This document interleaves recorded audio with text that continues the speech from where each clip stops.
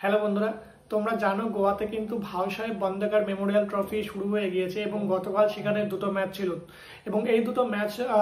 প্রথম ম্যাচটা ছিল কিন্তু এফসি গোয়া এবং স্পোর্টিং ক্লাব দ্য গোয়ার মধ্যে, এবং সেকেন্ড ম্যাচটা ছিল কিন্তু অস্ট্রেলিয়ার ব্রিসবেন রোয়ার্সের সঙ্গে ডেম্পো স্পোর্টিং ক্লাবের। তো প্রথম যে ম্যাচটা ছিল অর্থাৎ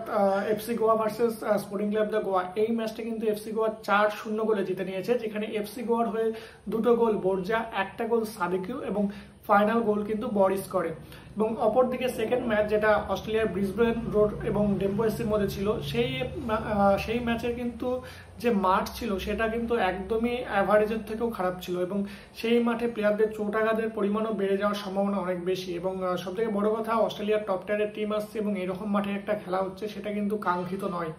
যাই হোক, তো গতকাল যে খেলাটা ছিল সেই খেলাতে প্রথমার্ধ কিন্তু গোল শূন্যই ছিল এবং সেই সময় কিন্তু ডেম্পো অনেকটাই বেটার খেলছিল, কিন্তু সেকেন্ড হাফে গিয়ে ম্যাচটা পুরোপুরি টার্ন আউট হয়ে যায় এবং যেখানে ব্রিসবেন রোড কিন্তু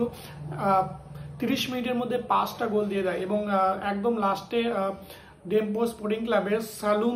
পিরেজ কিন্তু একটা গোল করে ব্যবধান কমায় এবং ফাইনাল রেজাল্ট কিন্তু 5-1 হয় এই ম্যাচটিতে।